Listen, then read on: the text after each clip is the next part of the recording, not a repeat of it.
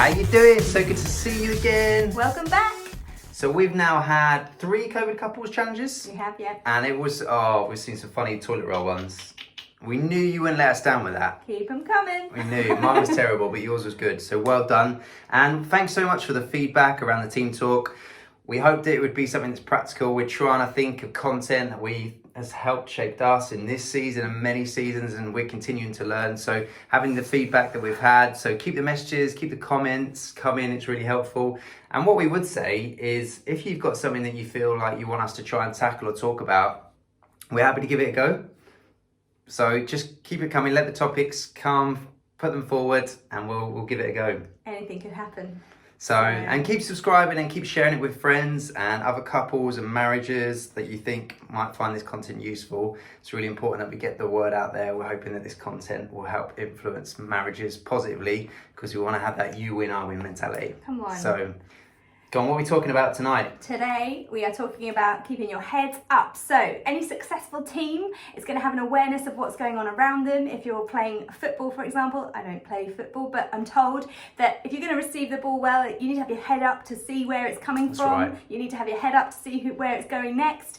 So, we're going to be talking about how we can have heads up in our marriages because it's marriage game on and we want to set ourselves up and each other up to win. So we've got 3 practical points for you, really good, just takeaways that we've learned over years and are still trying to put into practice regularly. So here comes number 1.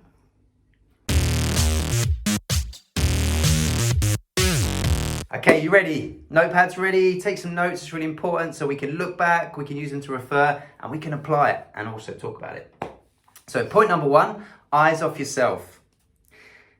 I think when I look at this kind of scenario that we're in when we're in lockdown, it's so easy to be consumed. I don't know how about you, but it's so easy to be consumed even more by screens. Even before COVID-19, screens was a big problem in society. It was consumed. We're reminded every week by our screen time viewings, and my percentage often goes up, not down. I don't know about yours. Joy's face probably says it all. So we're reminded regularly. They're on my iPad. And we know that blue screens aren't good for us as well. So there's some science behind it. But so often we're consumed by our MacBook, laptops, iPads, phones. And that's something that's a challenge. So eyes off yourself is really about how do we take our heads up in our relationship. And just a really simple practical example of something small that can escalate both for the negative or for the positive is it might just be that I've got home from work or I've been working upstairs or working in my office all day and I come in to see Joy and a simple question is, hey, how you doing? Which then follows by me dropping my head, looking at my phone, Joy talking to me all about her day and I've not heard any of it. And my body language shows her that I'm not placing value on her. I've got my eyes down on myself when I should have my eyes on Joy, my eyes off myself. And how that can spiral from a negative point of view is later in the evening, Joy might bring something up that she's told me in that moment. And I say, oh, I didn't know about that. And where does it lead to? I did tell you about that because I told you in the kitchen after when you asked me, how was my day? And that can obviously, that's how an argument or something, a dispute can start. And we don't want that because we want you to win and we want to win. Absolutely. But the positive is, actually what we say is try and put a tripwire in place. Something that's not going to trip you up, that's going to help you. So actually when I finish work, whether it's be from my car, driving home or in the office, leave my phone away. Leave my phone. Actually I want to place value on Joy, so I put it away. I ask that question, exactly the same one, how's your day? And then my eyes are up, my eyes are off myself. I'm looking at Joy, I'm listening, I can ask follow-up questions. And it sounds so simple, but it's not just important in our marriage, any relationship, good communication is key. So a winning relationship, eyes off yourself, point number 1.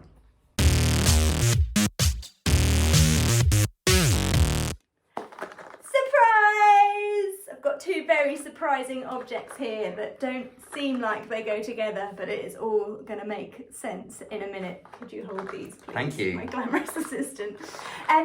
Point number 2, eyes for surprise. I love this one because this is all about how we can show value to our spouse or partner in our relationship.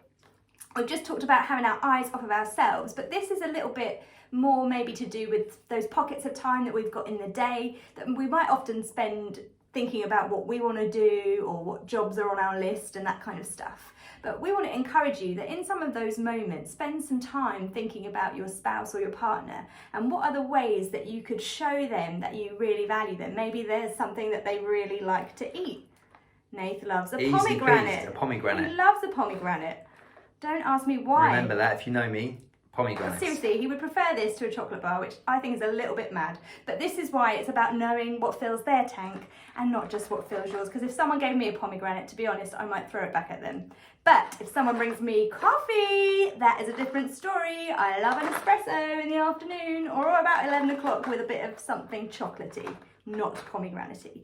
But, so what we're talking about is having eyes for surprise. So we talked about planning in our last Team Talk session. Team Talk, yep. And we talked about how you can make a plan for your week so you can communicate properly. And sometimes people can think that if you plan, that means that you are not going to be able to be spontaneous. You're too rigid with your timetable. But we want to argue that that is not true, because if you plan, you actually know where the flex is in your timetable. Yeah, so great.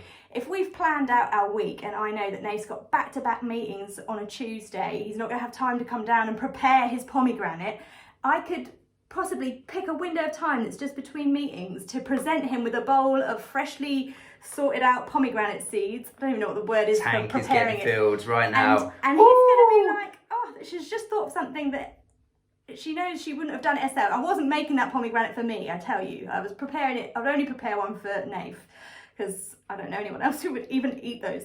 But anyway, so if I bring those to him, he knows I've thought about him at a different point of the day. I've thought about the fact that he's not going to have time to do it himself. I've shown him that I love him and I value him just through that act. So we can be spontaneous more because we know where the spaces in our week are to be spontaneous. So this is a really fun one. Get creative. Think about ways that you can surprise your partner with a little bit of love in this season. Eyes for surprise. Yeah, keep your eyes ready for surprise.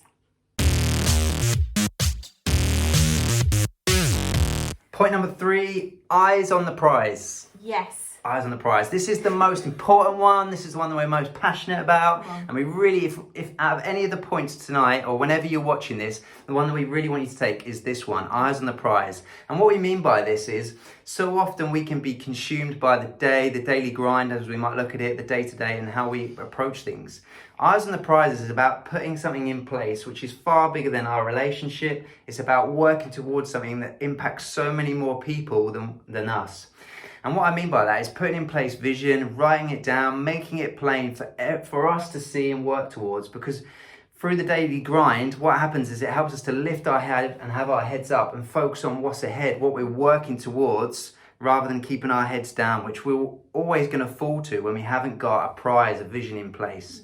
And we've got a family vision that isn't just for us, it's for our children as well. And just share a little bit around what that is. Okay, so we're Christians, so we really value the Bible and God's principles in the Bible for good ways of living. Not because there's loads of rules, but because actually we believe that's the best kind of life we can live. So our family vision, really, not just our marriage vision, but also for our children, is to shine God's light in the world.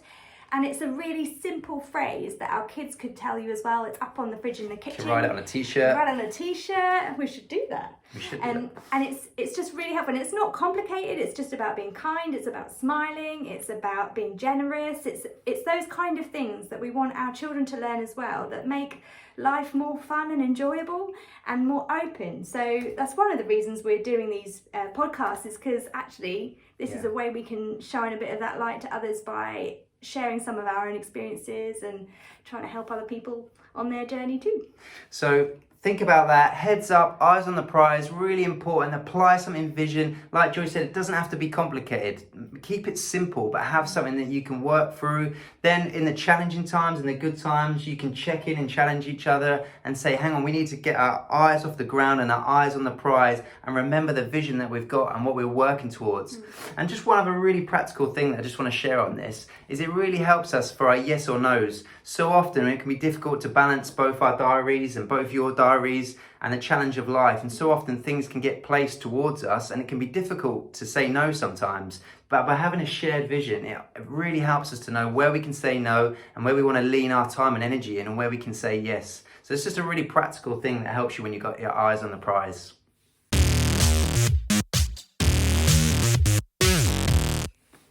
good. So heads up, eyes off ourselves, eyes for surprise, and eyes on the prize. Hopefully that's been helpful. Hopefully those notes are going to be good for you to chat about and refer back to, get yourselves a vision.